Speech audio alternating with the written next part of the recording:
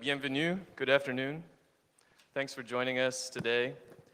I wanted to welcome you to the very first panel of the Keep It On Summit, which is a special insider track at RightsCon Brussels.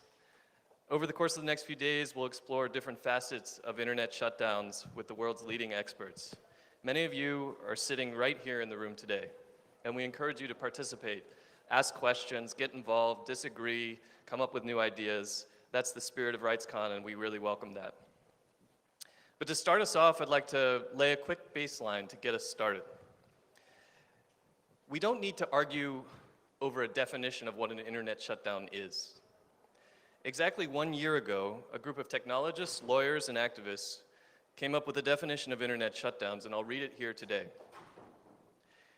An internet shutdown is an intentional disruption of internet or electronic communications, rendering them inaccessible or effectively unusable for a specific population or within a location, often to exert control over the flow of information. The last part is really important. The definition could probably be improved, but the summit is not really meant to be a definitional exercise. We're here to move towards outcomes. We don't need to argue about whether shutdowns have occurred. They have. And an absolute minimum of about 50 were recorded last year in Africa, Asia, the Americas, and even Europe. They've occurred during elections, school exams, protests, and because of court judgments. We don't need to argue about whether violence thrives under internet shutdowns. This has been proven in numerous disruptions over the past years, during which peaceful protesters have been slaughtered with impunity, leading to gross human rights violations. We also don't need to argue about whether shutdowns impact the economy. We know that they do, and two path-breaking studies from the Brookings Institution and the Global Network Initiative, sponsored by Facebook, have effectively made the case. Brookings estimates that $2.4 billion was drained from the economy last year. It's now a question of degree. We don't need to argue about whether people are doing anything to fight internet shutdowns. We officially launched the Keep It On campaign to fight internet shutdowns last year, and it has grown to nearly 124 organizations from 51 countries. We don't need to argue about whether anything has changed. The UN Human Rights Council spoke out by unequivocally condemning internet shutdowns. The African Commission on Human and People's Rights has spoken out. The Global Network Initiative, which is a collection of companies, academics, investors, and telecommunications companies, has spoken out. Governments have spoken out. And many more stakeholders will do so this week at RightsCon. We've even partnered with Lush Cosmetics to sell a bath product to raise awareness about internet shutdowns in some 1,000 stores in almost 40 countries. The funds raised by that product will go towards supporting digital rights around the world. But as you'll hear today, there's a lot that we don't know. These challenges range from detection to coordination to implementation to documentation and circumvention. Fighting internet shutdowns is a moonshot problem, but there are multiple moons and different trajectories to get there. Solutions depend on stakeholders lending their generosity, resources, and expertise to resolve the problem. To put this in perspective, there are 3 ongoing shutdowns right now in Pakistan, Bahrain, and Cameroon. We're going to try to address these challenges at the Keep It On Summit with the hope to leave on Friday with real solutions and commitments to action. We'd like to thank our sponsors, Anchor-Free and Siphon, who have generously supported the summit. And thank you to my colleagues Peter Misek, Gustav Bjorkston, and Anchi Lee in particular for helping to create the program. With that, I'll turn to our panelists to discuss everything we know about internet shutdowns. There's plenty left to talk about. Thank you. Okay, so according to the norm as I understand it, I'm not supposed to introduce the panel. The panelists are encouraged to identify themselves, which leaves me with not much of a role at all, other than to say, I'm Ron Diebert, I'm director of the Citizen Lab, and I'm glad to be here. I will say many years ago when the Open Net Initiative project, some of you might remember, was in the midst of just getting going, and we were putting together our first edited volume. Rebecca, I think you had a chapter in Access Denied. And at that time, internet shutdowns were very rare. And we realized, even though they're rare, they're likely to become more common. And we coined a phrase, just-in-time blocking, to capture this idea that there may be an incentive for governments to shut off or block services around key moments in time, because that's when information has most strategic value. And there are all sorts of other reasons as well, having to do with plausible deniability. In a lot of the countries we're talking about, it's not uncommon for the internet to have problems. And so people can just say, you know, maybe it's something to do with the internet, it's not us. And so to see not only the number of these cases just explode, 50 as you're saying over the last year, it's remarkable to me. But also on the other side, to see Keep It On Summit, to see the research that's going on here is really encouraging to me. And it certainly gives me hope that we can do something about it. So without further ado, I'm going to turn it over to whoever on the self-organizing panel wants to first identify themselves and proceed. So well, I don't mind going first. So self-identification, I'm Raman Chima. I head Access's global public policy team. I also serve as a trustee with the Internet Freedom Foundation, which is India's net neutrality and Internet Freedoms campaign group. And again, it's just fantastic to see everyone here. And I agree with Ron. I remember when the first report came out from the OpenNet initiative, people were saying that shutdowns were rare. I think many of us at that time talked about the Egypt shutdown when it happened as one massive egregious example of an entire country going offline. You saw economic data at that point as well. The OECD put out a fairly fantastic study just talking about the economic consequences to Egypt's industry when the shutdown happened. But I think what's much more interesting, as you know, Deji's mentioned, is that every few months we're seeing more and more countries do shutdowns, including people for whom shutdowns perhaps would not seem to be the new normal.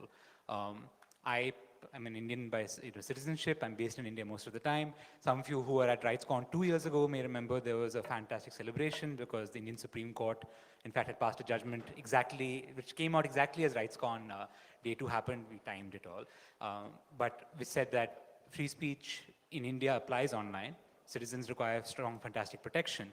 And it's a funny moment where 2 years since then, India is now tied with Iraq, according to the Brookings report, and with others, in terms of the highest number of internet shutdowns in the world.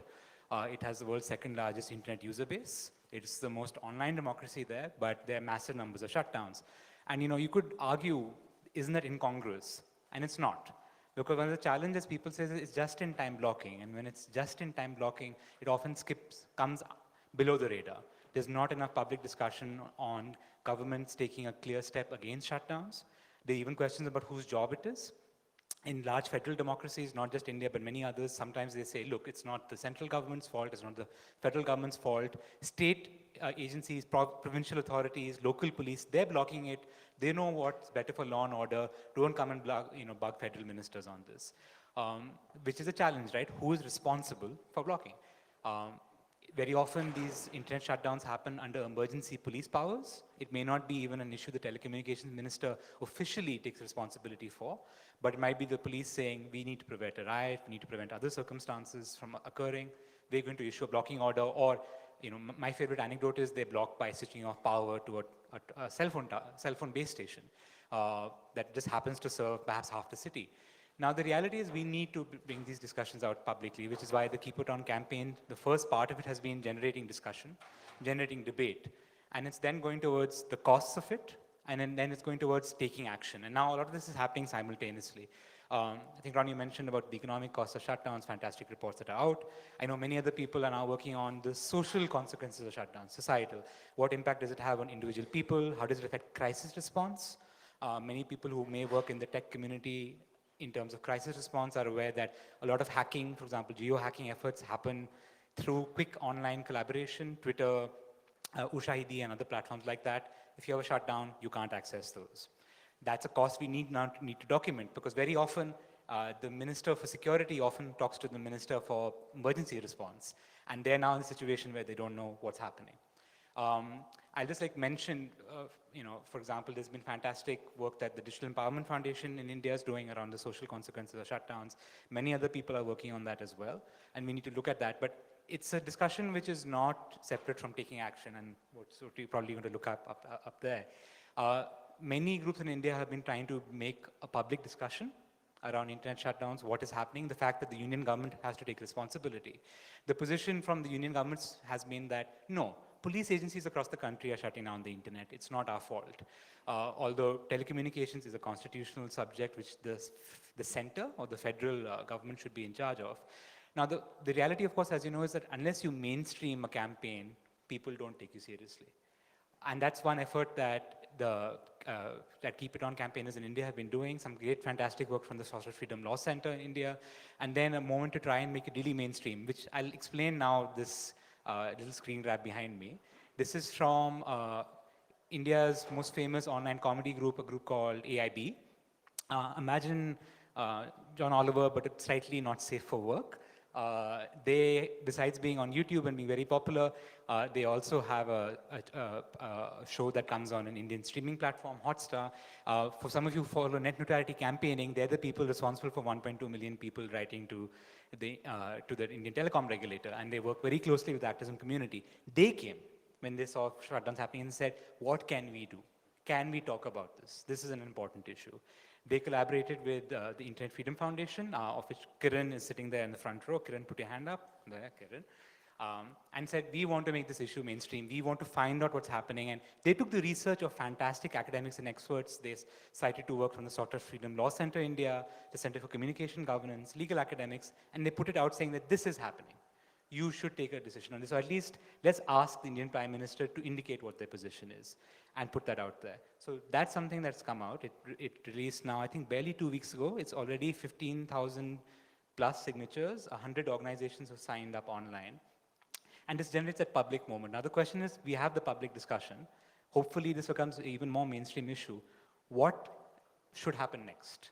And the thing I'd probably leave with the panel is the fact what we should prevent is the normalization of shutdowns. Because what really the debate is about the fact that shutdowns may occur, but the fact that it's being normalized as standard operating procedure from government, from police agencies across the world, that is disturbing. Even government's disturbed by it. I can share an anecdote. I have a family friend who's in the police services in India. And he said, yeah, I shut down the internet sometimes. I don't think it's okay. I am troubled by what my colleagues are doing. They want to shut it down for anything, without any process, without any accountability on it. And that's something that's there. So I'd venture that that's something perhaps we should talk about. How do we prevent the normalization of shutdowns? And what's required further from our community to actually be able to take effective action on this? So this is self-organized, so who takes it next? Great, thank you very much. Over to you, Julie. Well, since I'm sitting right next to you, I'll just take the mic, thank you. Speaking, to respond to your question, I was sorry, not everybody knows me? How is this possible? Sorry, I'm Julie Owano from Internet Sans Frontières, so Internet Without Borders. And we've been a member of the Keep It On coalition as well. And we've been working a lot on internet shutdowns in Africa very recently.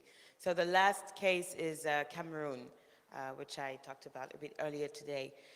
So to respond to your question, how to avoid these shutdowns to become normal, I'll take the example of what's worked, although internet is not back, but I mean, what's worked in the narrative.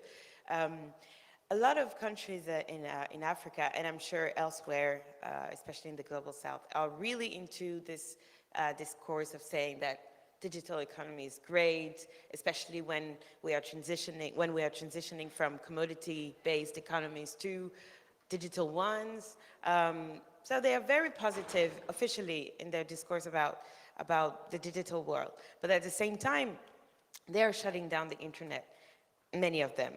A country like Cameroon, for instance, is proud of itself, proud to say that it has a very vibrant tech community, but at the same time, it shut down the internet to that community. So what's really worked, and I think what could really stop this from being the new normal, is to show the counterproductiveness and contradictory I mean, this is totally contradictory to say that you want the digital economy, but you don't want, I mean, you want to shut down the internet whenever you feel like.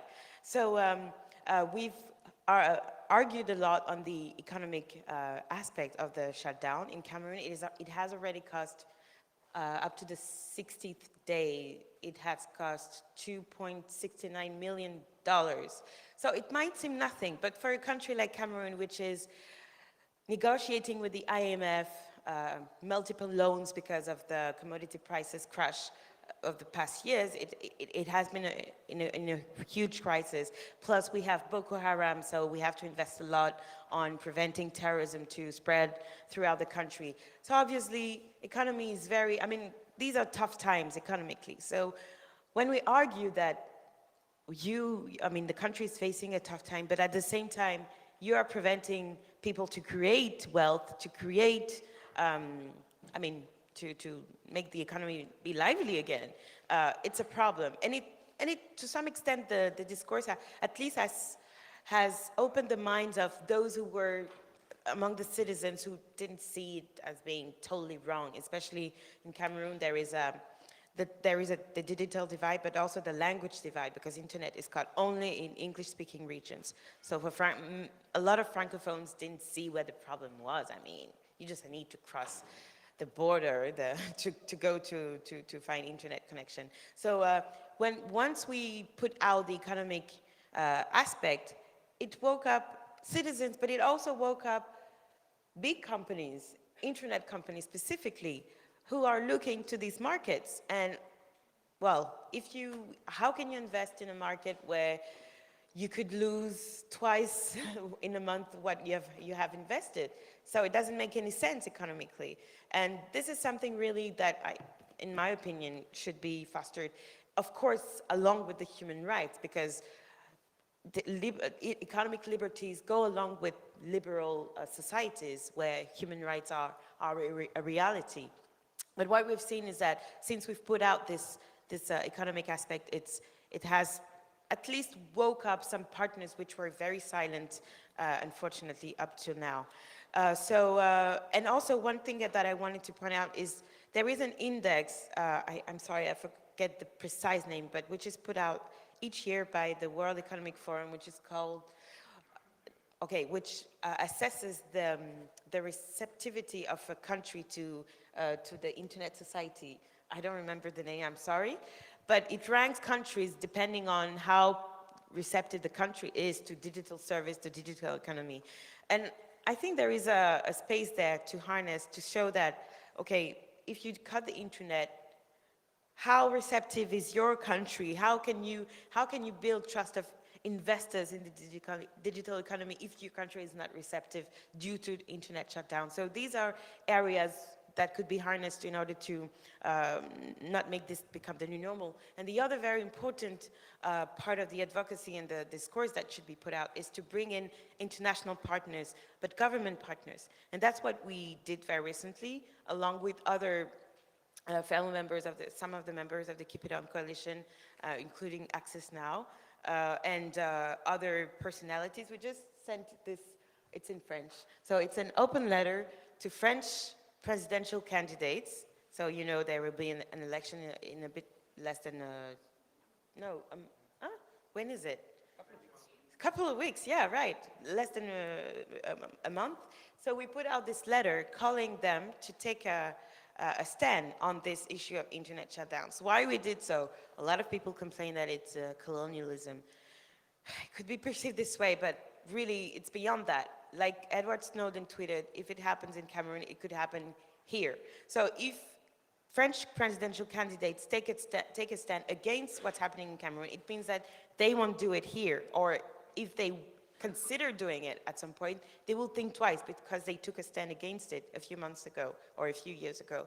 So these are some of the building up the economic discourse, of course, but also pressuring and shaming and naming from the international community those who resort to such radical measures. So yes, these are some of the ideas. Okay, thank you, Julie. Doug, do you want to go next? Yeah, I'll go next. So, hello everybody. My name is Doug Midori. I'm the Director of Internet Analysis at Dyn. And Dyn is for those of you who don't know, is one of the world's major DNS service providers. And what I do, I'm a computer scientist by trade, and we are an advocacy organization. We're an internet business. Yeah, but over the last 5 or 6 years, have been writing up a technical analysis of internet shutdowns starting back in January 2011. Thank you. With the Egyptian shutdown and the subsequent other Arab Spring shutdowns. And that's kind of been, I write quite a bit about, do these technical analysis of just events in general of global internet infrastructure, and they typically fall into a couple different categories. One's in BGP routing security. This is Border Gateway Protocols. This is kind of the nuts and bolts of how the internet works. That's for the more technical crowd. And then the other category are some of these geopolitical events where these days there isn't a global geopolitical event that doesn't have some sort of internet component in it anymore. And so what we try to bring to the table is some dispassionate technical analysis that hopefully informs discourse, that we have just some hard facts that people can rely on to then go and advocate or go and analyze. But it starts with some technical expertise to just confirm precisely what's happening and how do we know what's happening in any given country. Maybe I'll just mention a couple things in the past year or so that we've touched on. So I see, we've written, like I said, quite a bit about shutdowns. Last summer there was stuff going on in Gabon where we had about a 4-day complete blackout followed by almost a month of nightly 12-hour internet curfews, kind of something I hadn't seen before. I don't think anybody had seen that before. And so we were kind of on that quite a bit, kind of tweeting it out. And then I do a lot of communication with the press as well, where I will kind of pass this on to the tech press and try to give them the details that they may need to run a story. It was, you touched on normalization of blackouts being a concern, and I have that concern too. As somebody who kind of reports it, I'm one of the go-to people that reporters will go and ask to confirm a story, and there is a little bit of a banality these days of, especially a country that's off the radar, like Gabon was. I was kind of surprised that this was such a hard sell, just in the back channel. And actually, I got CNN, BuzzFeed, and Motherboard Device, to their credit, published stories about what was going on there. Partly because I knew the reporters, I had long relationships with them, and I said, this is a good story to cover. And so I guess that's how we're advocates. But otherwise, I also feel it's important for us to refute incorrect stories. So we've had in the last year a few things that we've been involved in. Like one just happened a couple weeks ago where there was a submarine cable cut providing service into Madagascar. This submarine cable goes up and down East Africa, and at one point they had to take the entire cable down to do the repairs. Well, the timing of the repairs couldn't have been worse because it was about like an hour or so prior to the national debate that was going to be televised in Mogadishu. So there's an election going on there, a very contentious thing, and so the national internet goes out right before the debate begins, and people freak out. And so I kind of follow this on Twitter. I follow people reporting on these things, and I went and looked, and I saw, up and down the entire region, it all went down at the same time. So that can't be possibly just a Mogadishu specific. And so then I knew the guys from the submarine cable company from prior work, and try to advocate that they put out some sort of public release just to let people know what happened. And then I've got contacts like Deji at Access Now just to let them know that I'm pretty sure this is a submarine cable maintenance event versus a government shutdown. So I feel very strongly that we be accurate at what is or isn't government suppression, so that when we have it right, it's verified. And then there was also a case in Liberia that was widely reported that the country had gone completely offline due to a DDoS attack. It turned out that was incorrect. I didn't have any evidence of this. I started getting reports to confirm the story, and I didn't have anything. I have a good relationship with David Belson, who's kind of like my counterpart at Akamai. It's the biggest CDN in the world, so I called him up and I was like, "Are you seeing this?" And we were comparing notes. Neither of us saw anything, so we put out tried to put out some information refuting that story as well. of course, from doing this for a number of years, I know that while an outage may get some coverage, restorations, nobody cares.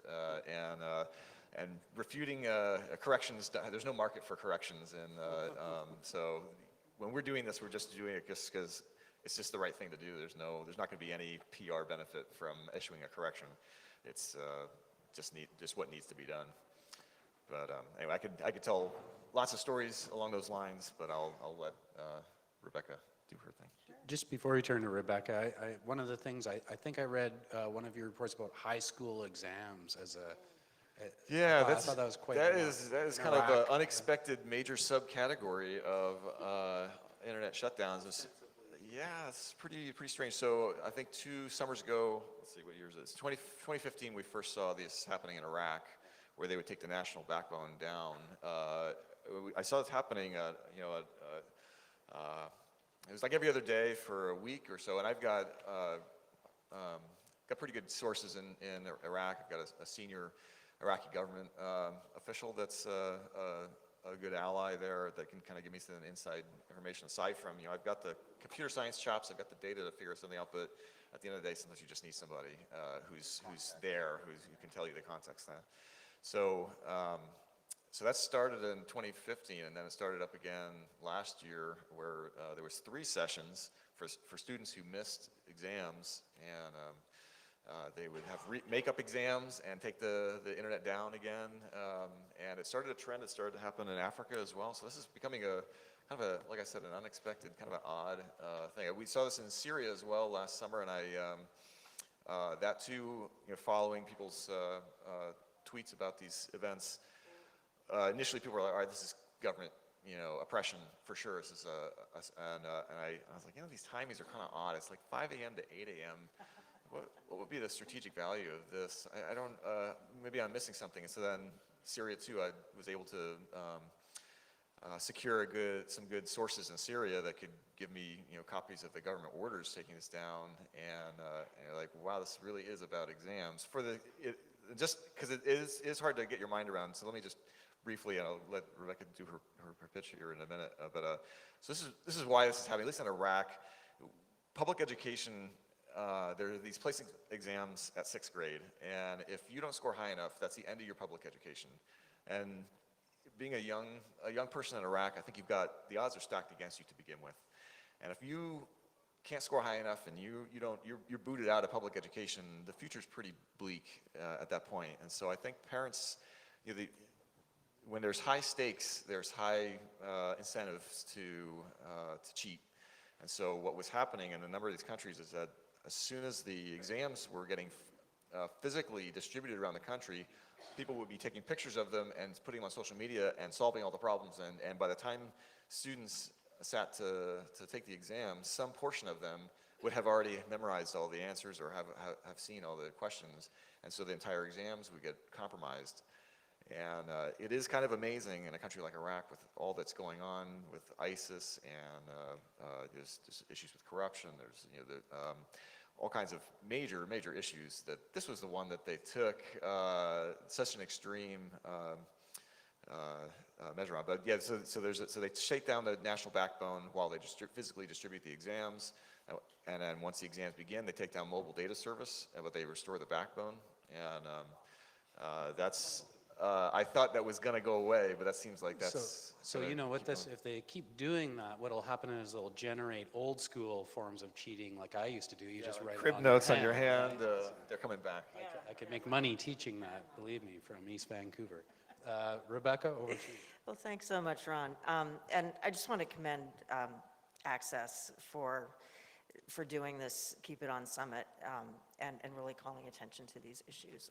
It's just hearing from people about kind of specifically what's happening in specific places is just really drives it home. So what I'm going to talk about, and we can show, I have just a few slides just to help explain what we're looking at here. I run a project called Ranking Digital Rights, and we rank 22 companies selected from across the world, 12 internet and mobile companies, and 10 telecommunications companies that are distributed across the world. And I think pretty soon we'll have a slide with sort of the map that shows the distribution of the companies. And we examine these companies according to 35 different indicators. So we're asking, so here's the map with the distribution of companies that we're looking at here. And we're going to have a session at 2:30 where we talk about the whole index. So I'm just going to talk about one question we're asking about network shutdowns. So that's the distribution of companies. And this, again, I'll go into more detail about the whole index at 2:30 at our session. And that's just kind of an overview that's going to be hard for you to see, that we have 10 different telcos we look at, and you'll see more granularly in a minute, and then some internet companies. And we're asking 35 different questions in 3 different categories, sort of one category on their governance, one category related to freedom of expression, and one category related to privacy. And within the freedom of the expression category, we have one question that asks about network shutdowns. So let me see. And I'm going to just jump here because this shows kind of granularly the companies we're looking at, and then I'll explain kind of what we're looking at for this question. But we're looking for companies' disclosure about their policies in dealing with network shutdowns. And the highest scoring 2 companies only got 38% out of 100 possible points on this indicator, and it went down from there. I'll explain a little bit more about what we were asking.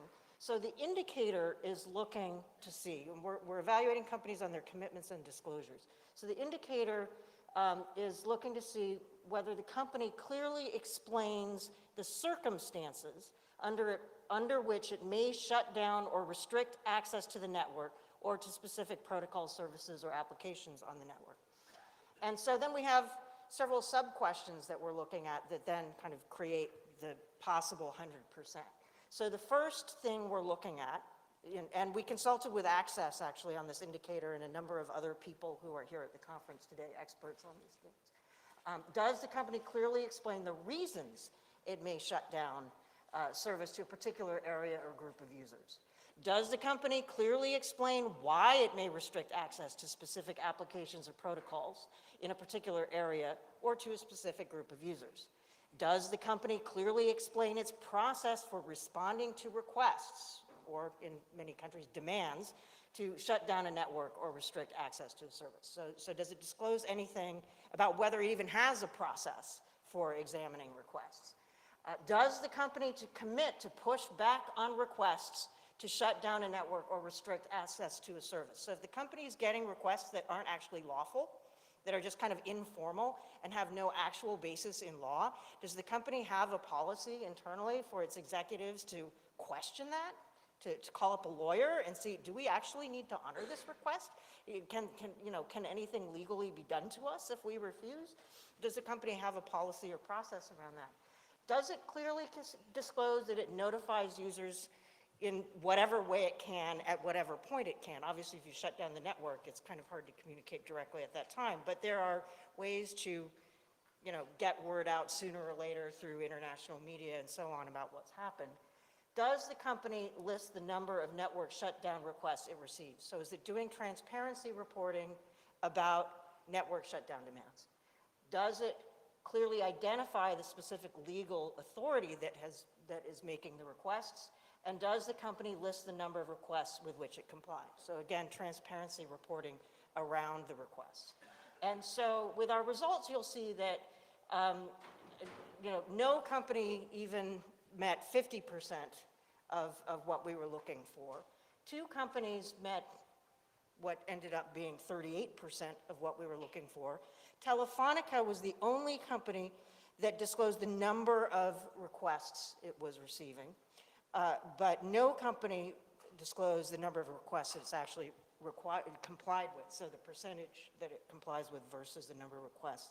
Vodafone was the only company that committed to challenge overbroad requests. So only one company actually had a public commitment in that regard. And then we have 3 companies with 13%, 4 companies with 6%, and 1 company with 0%. You can read, so I won't go too far down the naming and shaming route, but you can read. And I would point out that there are 4 companies in this list that are members of the telecommunications industry dialogue, 3 of which joined the Global Network Initiative yesterday. And 2 of them are at the top, and then the other 2 red arrows are the other 2 industry dialogue companies. AT&T did not join the Global Network Initiative. So even among companies that actually have pretty strong commitments to respect users' rights, there's a lot of work to be done around basic transparency. Now, just to recognize, there are some challenges that companies face when it comes to licensing agreements with governments that may prevent them from disclosing a lot of this information. And we don't give the companies a break for whether part of their low score is due to governments preventing them from disclosing. We just kind of report the facts of what they do and do not do. And so I think this points to an opportunity for companies and the advocacy community to work together to reform laws so that companies can maximize transparency around these questions. So every sub-question within this indicator, companies should be able to legally to do this. Unless there's a really clear national security case that is publicly acceptable, public safety national security case, why that might be not, why there may be reasons not to disclose. But there isn't even enough public discussion about what those cases are. So we have a lot of work to do just around transparency. And I think potentially some low-hanging fruit. I mean, I think there's a lot of opportunity to display commitments and actions that are being taken a lot more than is currently the case. So. Rebecca, can I ask you a question? So on this list here, there's almost all of them are companies that operate in more than 10 countries. Exactly. Like some of these are in Yeah, a lot of places. We chose the companies kind of for that reason, Okay. because they have big global footprints. How does that affect it? Because it seems like every market is going to Sure. have different Every market has issues. different laws, right. So with our methodology, and we'll go into this a bit more in our other session, we looked at the company's global group level commitments and disclosures, and we looked at their home country operating company practices and policies. So this is just what's happening in the home country. So, and the transparency and commitments at the global group level. So it's possible that you may see different percentages or lower percentages regarding a company's operations in a, let's say Telefonica in a specific Latin American market, or Vodafone in, I don't know, Egypt or something. And so one of the things we're welcoming people to do is to kind of take the questions and look at more specific operating companies around the world to get a more granular sense. But this is kind of, even in the home country, this is the level of transparency we're seeing. Well, thank you for that, Rebecca. It's great to see some data being brought to bear on all of this between what you're doing and what Doug does on a regular basis. So now I'd like to invite comments, questions from the audience. Deji's got a mic and he's going to be walking around. So if you raise your hand and signal him back there, he will bring it around to. Where can you get a cup? RankingDigitalRights.org. RankingDigitalRights.org. If you go to the website and you click on Corporate Accountability Index, you'll get our 2017 data. There's a link that says download. You can download all the raw data, and you can also play around with visualizations of every indicator and every sub-question and so on. So it's all there, and the methodology is also there, so you can also hack the methodology if you want to kind of take some of the questions and apply them in some places and delete some of the other questions or whatever. Okay, so we got a question. Thank you. My name is Grace from Kenya. I'm very interested in the whole discussion about the private sector or the companies. And I'm just wondering, especially those who work in Africa, whether you've had a chance to see the license agreements between the corporates and the regulators. And because sometimes I just wonder, what is the particular thing in the license agreement that is so, that really has to be obeyed, that the companies just have to respond to the regulator when they are told to shut down the internet? That's a great question. So the contracts between the companies. I can take a shot at that. So most of them have a standard form, I won't say standard form, they are standard forms. The ITU proposes some of the GSMA and other industry groups have also put out model formats to use, but the general process is they say comply with any directions issued by the licensor, which can be very broad. Most countries then can sometimes quote specific laws saying under the say Telecommunications Act, Telegraph Acts, etc., etc. But that licensor thing is the main piece. Any directions from the licensor, and you speak to most telecom industry executives, at least at the country level, they say that is the most important thing because that is defined by the government. In some countries, they may have an independent regulator or even a semi-independent regulator, which might be, you can challenge that. But in reality, most telcos would be, there are very few who I know are willing to go to that level. So any direction they have to comply with. Those directions might be specific network disruption orders as well. Some countries have more defined terminology, but most of the time is just comply with any direction sent to them. In reality, that can sometimes not even be a direction from the licensor. For example, in India and even other parts of Asia, very often it's the telecom department is told the local police want to do something, so they will call up the telco, say, you're going to get a call from XYZ person, you comply with that, otherwise we will send you a direction from the capital and you don't want that. Yeah, and I just want to invite people to attend on day 3. We have a session devoted to licensing. We want to improve those licenses, come up with a model license that we think would be important and that would be would help push back against internet shutdowns. That's really, really great to hear. Any of the panelists want to talk more on that subject? I might just throw one thing in. In some of these outages that I've reported on, I often get questions of, can't Google or Facebook fly their blimp in to Gabon and just start broadcasting internet down and just go around the block? And let's assume all the technical details were ironed out on that and it could be done. At the end of the day, you do have a sovereign country that's governed by a sovereign government that issues licenses to telecoms. You can't have an unlicensed telecommunications service provider. Shoot the blimp down. Yeah, I don't know what they'll do. Maybe they'll blow it away. You can't be an unlicensed telecom operator. You have to have an agreement with the government, and so then it goes back to the government. If the government wants to do something bad, that's a hard thing to get around. And that's why this is a tricky problem. So, and there's one up here later. Yep. Thank you very much, Nicolas Sadler at the Internet Society. We very much share the concerns on the panel that restrictions to internet access are becoming the new normal. We actually just joined the Keep It On coalition today, and we just launched a paper on internet content blocking. Thank you. One question I had for the panel, you mentioned the fact that shutdowns seem to be in contradiction with a lot of the economic and digital economy commitments that a lot of countries have made.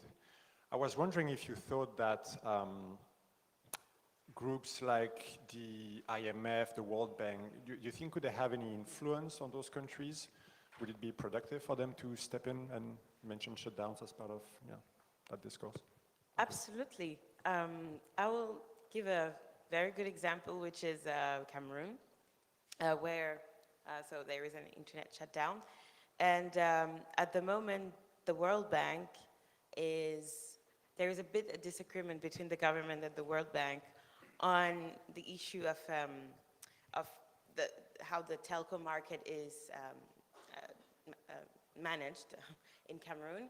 So to be more specific, there is a historic public operator who basically, governs the sector. I mean, it's supposed to be a competitive market, but actually it's not, because the public operator has so much privileges, I would even call them. And so the World Bank is actually calling on the government to dismantle the public operator, or at least to open it. So obviously they do have to also to have a say on the issue of the shutdowns, because they are economic and financial partners of these countries. I was mentioning also Cameroon, which is facing a lot of economic issues and financial issues, and which is asking loans from the IMF. And usually the IMF asks from the state to prove that it has done some efforts to, to have a more stable economy. So obviously, if you include in the discussion the issue of how do you, what are the ways you found to get more money for the country, and if you shut the internet, obviously you've lost money, and we've read reports about it, and it's bad. So I think it would change a lot of things, actually. Taking once again the example of Cameroon, I know that international economic and financial partners have a lot are important for our country. So it could be a way forward, indeed. We call these structural internet adjustment programs. And I was just going to mention that the World Development Report last year put out data on the internet's economic impact and the social benefits of the internet as well. That was actually also defining. Many governments for the first time looked at that when the World Bank put it out. It's important to keep revisiting that and to be able to stress that this is a critical issue that heads of state and the ministers of finance and economies need to look at, because otherwise it's walled off and they say, talk to the home affairs guy, the security guy, maybe talk to the telecom guy, don't talk to me. It has to come up, and I just venture that in April there'll be the meetings of the bank again there in DC. Peter Misek from Access Now, in fact, will be engaging with that and encourage others who are interested to particularly communicate to the bank and the economist teams there and the telecom specialists that this should be an issue on their agenda, because while they've talked about it, they're not gone in depth, and we certainly can do more there. Doug or Rebecca, you want to pick up on that? Yeah, I mean, definitely the investment vector, whether it's World Bank or kind of government aid vector. Some of the governments give development aid, DFID and Swedes and so on give development aid across the developing world. And when they're investing in ICT projects, are they asking any questions about that? Are they putting any conditions on it? But also private investment as well. What kinds of conditions and questions are being included in these discussions, and we need a lot more awareness on that, and an understanding of sort of the economic risk that everybody's taking on if they're not asking those questions up front. Yeah.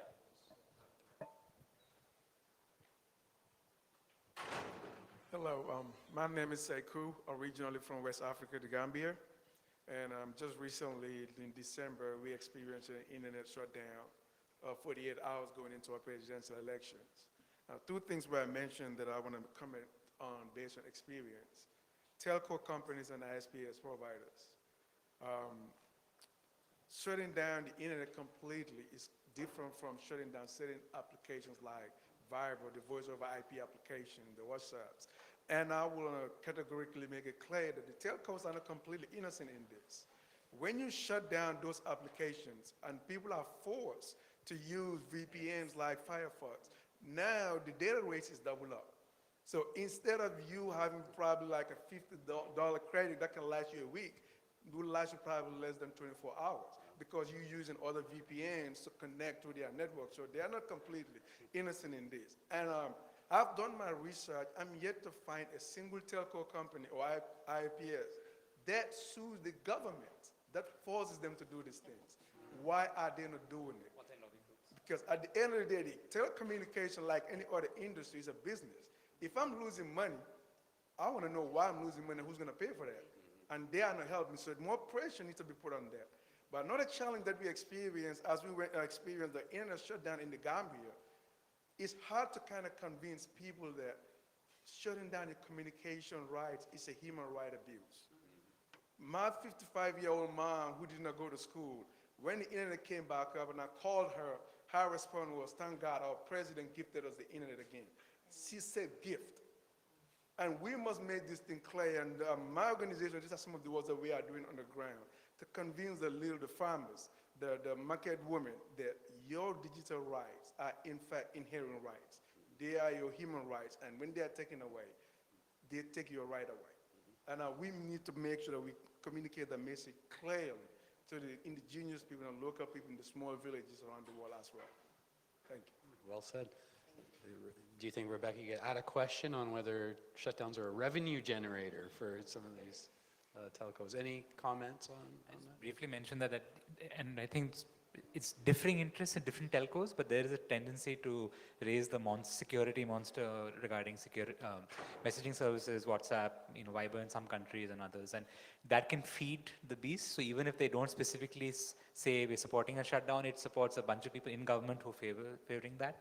So that's something that I agree with. It's a concern. I'll do a small plug. In fact, from Access, we're just putting out a discussion paper on OTT regulation and the fact that the telecom industry often brings that. So it's connected. I will give credit that there are many people in telcos who, even though they don't like OTT messaging services, still oppose shutdowns, but more can be done. And I'd give one flag that I think many telcos say, if we say anything, our licenses will be terminated or we'll be under pressure. And I do genuinely understand that because the telecom world is not a simple, clean world.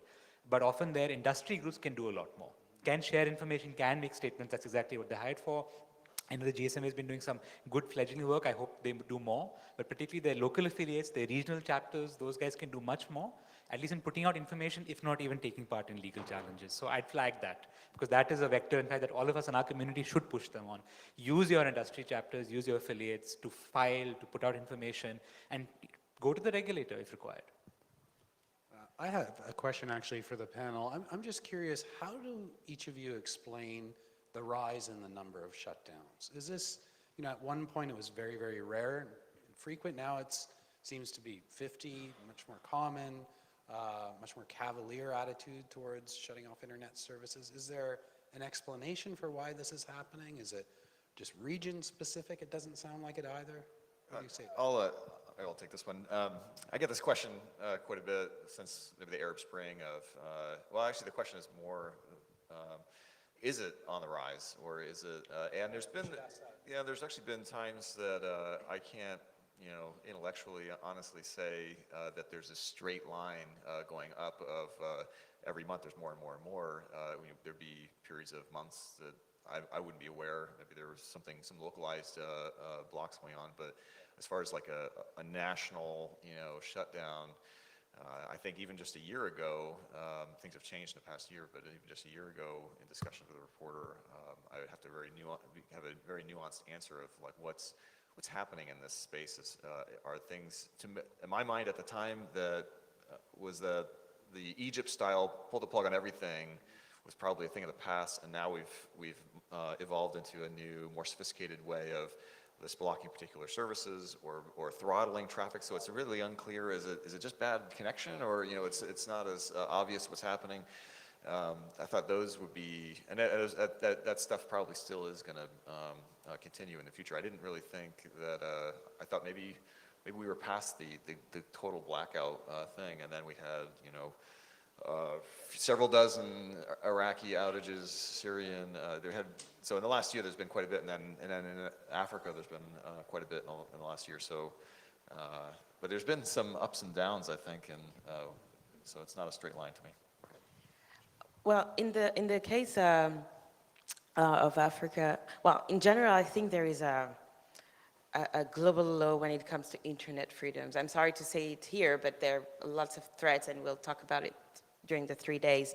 And more specifically, when it comes to Africa, one thing which is interesting is that we have to remember that it's a continent that was a bit apart from the rest of the world 10, 15 years ago, because very few people had a landline, which were very expensive, so it was difficult to interact with outside your country. And then suddenly you have the internet, and suddenly you have 2, 3 mobile phones, and you can send videos in a matter of a second. And obviously for countries which, unfortunately, the continent has a lot of countries which are not used to openness and interacting with citizens and dealing with discontent, dissatisfaction in a human-friendly manner. It's a challenge for them. So I think it's a reaction that they have for now. Time for them to find a way. It's really a challenge. In my opinion, it's a challenge for these governments to find a way to find a way to discuss with their citizens and deal with this type of discontent, and the fact that you cannot hide anything anymore in the digital age, in the information age. And whenever you want to hide it, you'll have Snowden talking about the internet blackout in Cameroon. You'll have the State Department making a statement. You'll have the UN or the Special Rapporteur on Freedom of Expression saying it's wrong, or the Internet Society or whoever. And yes, it's a challenge for this country. So the main reason I think is that most countries were not used to that openness and that they need to adapt. It's a bit long. Let's go Rebecca and then over. Well, I hope our friends at the State Department will continue to be able to make statements on these things. But yeah, I mean, part of it is that, I mean, you've been tracking various forms of internet controls now for 15 years? Almost. Age And, but, I mean, this is due to the rise of the importance of the internet in the developing world in particular, where people are gaining access to the internet through smartphones, which wasn't the case back in the old days when it was just filtering going on. And clearly governments are learning from one another, and they're copying each other's practices. There's some knowledge sharing in a less positive vein that certainly goes on, and policy copying and law, sort of copying of laws and so on. So it's definitely, time for sort of this is again why the whole kind of Keep It On campaign is so important, because you do kind of need a global movement to push back and develop, what's the model law look like? What are best strategies to push back on? And I was going to say, it's really that. It's particularly the mobile internet, and governments are tracking that. So it's the reality that the mobile internet is spread. People have connectivity in a way they've never seen it before. And it's no longer just the elites, it's everyone. And that's also telling. So like, sometimes slightly racist term that Indian police use, which the British police used to use, is that, oh, if you're a regular person in India, you're a Tommy. Reference to like, the regular rank and file of the British Armed Forces. And like what the Tommies read is what you should be concerned about, because they're the ones who really can cause issue. So I always find it interesting that when they do use a legal power to block the internet in India, the one they often cite to is something called Section 144 of the Code of Criminal Procedure, which is from the 19th century, which was used originally in the freedom movement to basically prevent more than 5 people congregating. That provision continued into independent India for a bunch of reasons, has stayed, although the Supreme Court has read it down sometimes and carefully kept it there. That same law is there in Myanmar as well, and all the other countries were part of British influence there. But it's that establishment power and the fact that you haven't challenged the establishment on that previously, they're now applying that power for the internet. And they're saying the mobile internet is everywhere, anyone can access it, it's really powerful, so we will try and restrict that. We won't shut down the entire internet, because that may affect other people, but also that would be too provocative. So we'll disrupt it temporarily for a couple of days or a week or do something like that. And because those powers are there, they're trying to apply them again in the internet age. And that same tension in our societies, that where people have not been able to prevent or control them in the past, they want to now bring it here. I would say, in fact, they're slightly more canny about it, because they know the internet's very personal to people. So they try and do temporary shutdowns, not keep it like fully off, because they also use it. But they do want to control it, or they want to be able to disrupt you when they need to.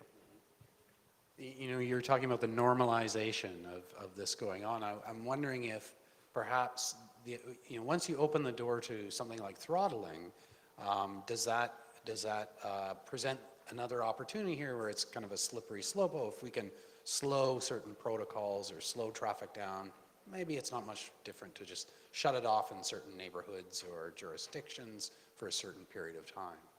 And I think that's where the application discussion is in particular, because very often for law enforcement in the developing world, the thing they say is we want to target messaging services. And that's where the slowdown point is really interesting. Now, it'll be a great conversation with many of the product managers with those companies, because they do a great amount of work in making it a very nimble application. So it's hard to slow down. But that's exactly the worry that I have as well. They would try and bring those protocols and you don't know it's being shut.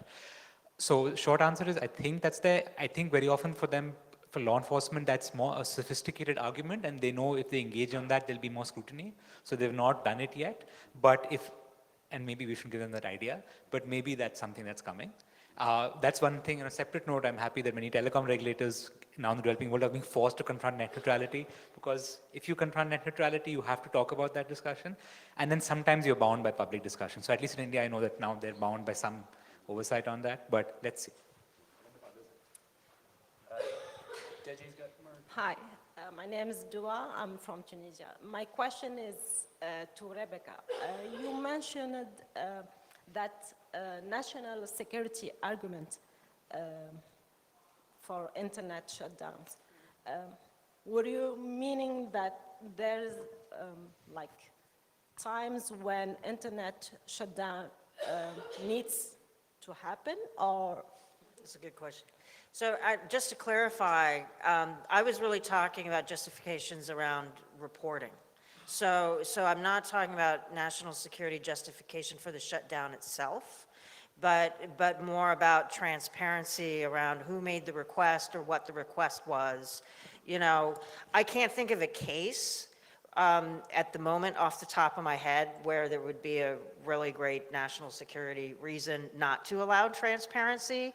I'm not ruling out that maybe there is one for around transparency, you know, because you know, there are a lot of debates. Different people have different views around sort of what granularity of transparency you should have about different types of government requests. But yeah, but that's different than you know, is there a national security argument to be made to shut down the internet? It's, you know, it's hard to think of one. And certainly, you know, UN Special Rapporteur on Freedom of Expression, David Kay, has basically said there is none, so. And, sorry, just, there's another question that when we talk about the argument of national security, the absence of a judiciary authority in that process. Yeah. It's crazy. Most of the times, the government just sends a fax or whatever, an order, and it's okay, we just shut down. Where is the judiciary authority that's supposed to evaluate whether it's necessary and proportionate and all the characteristics? So yes, that's a question. Another question? Hi, my name is Elsa Saadi. I'm from Gulf Center for Human Rights. We're also a part of the campaign. I'm just really curious to know how you actually reach out to people who don't have a precedent in their countries of shutdowns. And in fact, they're not really aware that it could happen to them at any time, at any point. So how would you reach out to these people who have not lived in such situations and who might actually face such situations? Plus, I'd also like to highlight that sometimes more people who have more capacity building skills and let's say knowledge know how to get out of this situation, but most of the people who are being affected are the people who don't know much about it and who are not on the forefront with the Keep It On campaign or with other campaigns or in the judiciary or etc. So how would you deal with such situations? Great questions. Anybody want to take those? I could just make a point. You know, there's a lot of people who live in countries where they think it's not a problem, where it actually is. Like in the United States, there's been some shutdown issues, like in public transport systems and so on, around incidents that have, you know, yeah. And so yeah, it's always a little more likely than you think it might be in a lot of places. What about the circumvention side of the equation? Are there plans within this campaign to proselytize, instruct people on how to emergency measures to? Yes, since we are all aware of the fact that it's something that could happen anywhere, really the key is anticipation. Unfortunately, we've had a lot of experiences when we're just, oh my God, there's a shutdown. What do we do now? We need to call this one, then talk to telcos, and we're in the emergency. So it's very difficult to do advocacy with people who could, on how to circumvent, although we do as well. I mean, Access is doing a great job with the helpline. But we've realized that it does not necessarily reach everyone. So I think really the anticipation is important, and linked to this idea that of raising awareness of people, even in places where we think it could be unlikely that the shutdown would occur. It's very important to talk to their media as well. In the case of Cameroon, that's what we really thought was important, is to, well, the tweet of Edward Snowden was really helpful because it really helped everyone understand that, yes, he's right, it could happen to me. And by doing this, we can, by anticipating on the narrative and also on how to circumvent and on reaching out to populations that are not member of the Keep It On or are not tech savvy or anything, I think probably we'll I mean, more people will be aware of this, but we probably also need to reach out to other civil societies, I mean, which are not only linked to digital rights community, but also lawyers or other communities who have contacts with the citizens. Or people in the medical profession. Absolutely. I mean, a number of groups have documented, you know, people's inability to contact medical services or hospitals' inability to access important information during shutdowns, and perhaps that might be a... And I was going to say that, you know, that's why the policy person in me always is wary about circumvention in this, because you don't want to focus just on that. You want to say you want to prevent it from happening. Here are communities engaging on this who might be able to even get around this, but you want to prevent it from happening there. And I think that's also the real challenge, is articulating that yes, some people might be able to get around the shutdowns. As you mentioned, they'll often be better off elite, but you want to focus that the majority of people can't, and that's important. And I'll give you an anecdote why. Someone challenged a state shutdown in India from the state of Gujarat, very prosperous, the current prime minister is from there. They shut down the internet for several weeks, mobile internet. They challenged it in the state high court. The state high court said no. We will let it continue, or rather we won't rule it unconstitutional because people had connectivity through fixed broadband. Some people did. So it wasn't a full shutdown. That went to the Indian Supreme Court. The Chief Justice of India at that point in time declined to intervene, so he didn't rule in favor of it, but he didn't also accept the challenge. Basically on that point, that some people had access. And that's the dangerous thing. Like, I know journalists who say that, oh, but we can transmit. And I say, yeah, because you have an OB van. That's come with you. If independent reporters I know who are not part of the mainstream establishment, who are also a bit more critical, go in and they try to file on their mobile phones, they can't. So there are cases I know where outside the national capital of Delhi, they shut down the internet in Haryana, adjoining state. They've had to commute back. The second they're able to cross into Delhi state boundaries, the network works, then they can file. So yeah, can I just plug, the next session at 2:30 is on experiences of shutdowns and circumvention. So if you're interested in exploring that further, please come out. There was someone who had a question here. We have about 2 minutes. 2 minutes, So, okay, I was going to ask you that, yeah. I think that person Other question, may have anyone? left, so there was one back here. Just while getting the question, I can certainly sympathize with this idea of not being able to anticipate when they're going to happen from a research perspective. We made a strategic decision at Citizen Law. We can't possibly, cover every country in the world. Rob Ferris will appreciate what I'm talking about there, just in terms of resources. So we decided, let's focus on events and see, if we can. But most of the time, you expect something to happen, it doesn't. And the ones that do happen, you don't expect. Hi, my name is Vesna Manojlovic. I'm from RIPE NCC, and I have not a question, but 2 comments and invitation. So we have the crowdsourced measurement network that actually can detect the internet shutdowns. It's called RIPE Atlas. And so we can share the data. It's all open and public. So if you're interested, we can talk about it later. And for the people who would like to help measuring it, I have these devices with me, so you can volunteer to host one in your country. And please see me in the breaks. I'll be here the whole RightsCon. Thank you. Assuming there are no more questions, any final comments from the panels? Want to preview anything that's coming up other than I what think Deji is the one previewing, but there are many, many other sessions. Yes. Pretty on the shutdown summit. I encourage people to look at that. Deji, anything else that you want to call out for the day? Just related to that, our 24-hour free digital security helpline, we have people in the room here and at the conference, help@accessnow.org if you are experiencing a shutdown or you're concerned about that. We also have a separate email, which is shutdowns@accessnow.org, and that helps us collect data to understand what's going on, how we can help circumvent. So that all goes to Gustav's inbox. it all goes to Gustav. Gustav here is laying low, but is sort of he and Peter are the brains behind the operation, the technical side, and the policy side. Thanks. Okay, so I want to thank everybody for this really informative panel and congratulate you all on the work that you're doing in this really important area. And thanks everybody for coming.